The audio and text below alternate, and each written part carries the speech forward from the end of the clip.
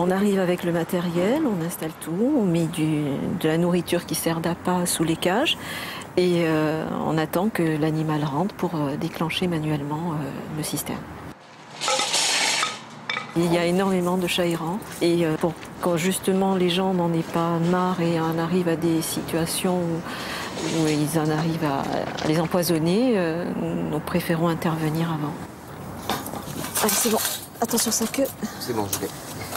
J'aime les animaux, donc j'ai décidé de donner mon temps libre à l'association pour venir et faire le mieux pour ces animaux qui sont à personne et qui ont besoin de soins également.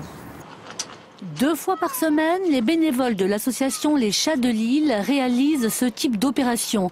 Des captures rapides qui vont conduire les félins chez le vétérinaire où ils seront stérilisés et tatoués avant d'être ramenés le plus vite possible dans leur milieu naturel. Une fois le chat stérilisé et identifié avec un numéro de tatouage, déclaré à la Siève à Paris, il est remis sur site parce qu'il est comptabilisé, il vit sur son lieu. Nous, on défend le chat libre. On n'est pas pour mettre les chats derrière les barreaux, c'est pas l'objectif de l'association.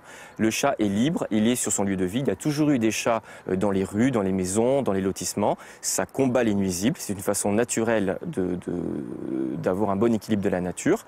Et une fois que ces chats sont en liberté, ils maintiennent le cheptel, c'est-à-dire qu'ils empêchent les autres de venir.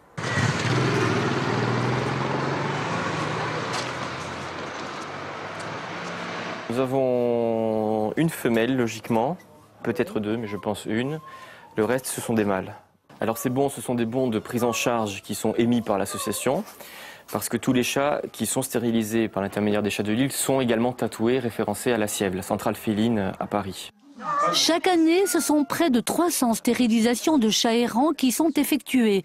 Les partenariats avec les vétérinaires permettent des remises sur les tarifs, mais ce sont surtout les aides de 30 millions d'amis et de la Fondation Brigitte Bardot, ainsi que les aides de la ville d'Ajaccio, du Conseil général de Corse du Sud et les dons des particuliers et des cotisations qui permettent les actions de l'association.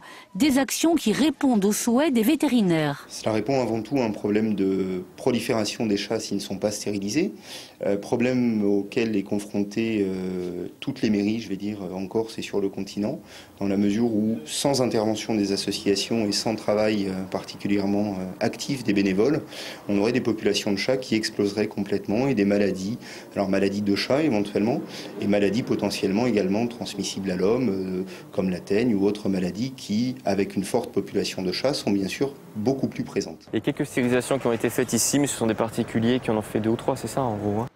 En ville, les chats, on le sait, sont particulièrement nombreux, mais certains riverains, comme ici à Pietralbe, s'inquiètent de leur sort. On a pris l'habitude de les nourrir et en fait on s'attache, on s'est attaché. On ne pourrait pas ne pas les nourrir.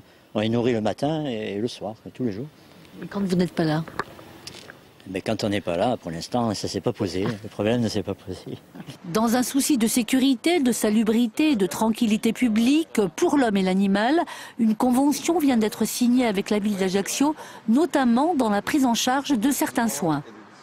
Après un tour de table assez large qui a réuni la profession des vétérinaires, les associations qui œuvrent notamment sur Ajaccio dans ce secteur et la ville elle-même, il y a une prise en charge par la municipalité d'un certain nombre de frais qui sont inhérents aux actes médicaux notamment et d'identification liés aux chats.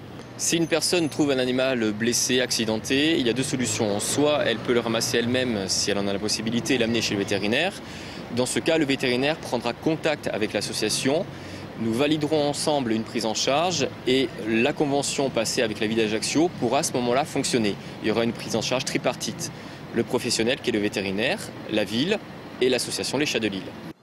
Quant à nos 4 chats, après 3 jours de cocooning et de convalescence, ils ont retrouvé leur statut de chat libre dans leur milieu naturel à Baléone.